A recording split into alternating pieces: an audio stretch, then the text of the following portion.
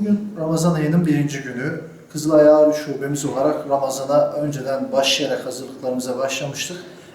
Bugün hemen aşevimizde yemeklerimizi iftar programına göre düzenledik. Yemekler hazır. Şu an birazdan çıkışlar yapılacak. 4000 kişiye Ağrı'da yemekleri ulaştıracağız.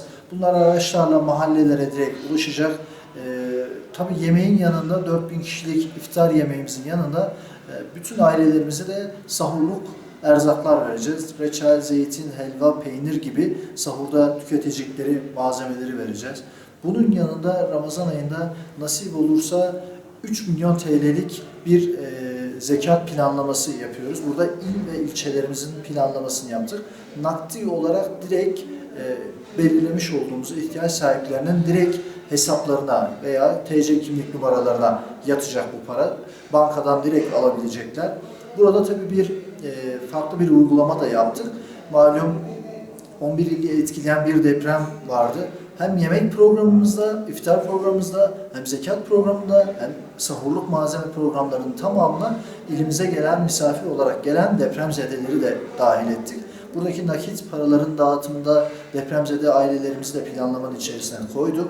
Onlara da bu şekilde her birine ilimize gelen ilçelerde şu an bulunan vatandaşlarımız, misafir ettiğimiz herkese 1000 TL'lik bir yardım yapacağız. Aşevimiz zaten Ramazan'ın sonuna kadar bir yemekle alakalı bir hizmette bulunacak. Yine aynı şekilde üniversite butik mağazamızı depremzede vatandaşlar için daha öncesinden başlatmıştık. Ramazan'da yine bir planlama yaparak depremzede olarak misafir olan gelen vatandaşlarımızın hizmetlerini sunarak onların kıyafet ihtiyaçlarını ücretsiz bir şekilde vereceğiz. Milli Eğitimle beraber yapmış olduğumuz bir çalışma var. Buradaki yapmış olduğumuz çalışma bir sınıf bir koli projesi. Bütün okullara şu an ekiplerimiz, gönüllülerimiz okullara boş kolileri bıraktılar. Şu anda okullarımızda, sınıflarda çocuklarımız evlerinden getirmiş oldukları şeker, yağ, makarna, bulgur, pirinç bunları kendi elleriyle kolilere dolduracaklar ve nasip olursa biz o kolilerin tamamını dağıtım yapacağız.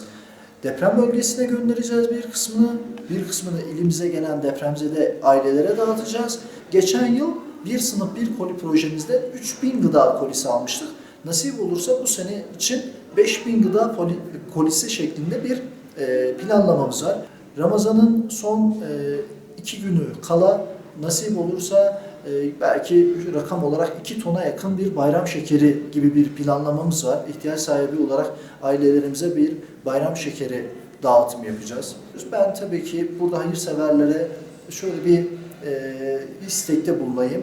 Gelip Kızılay'da bir günlük 4000 kişilik bir yemeğin maliyetini karşılamalarını, bayram şekeri noktasında destek vermelerini, gıda kolisi noktasında destek vermelerini, ailelere belki iftarlarında sıcak pide gitmesi için ekmek noktasında destek vermelerini, yani bu hayrın içerisine hayırseverlerin katkıda bulunmalarını istiyorum.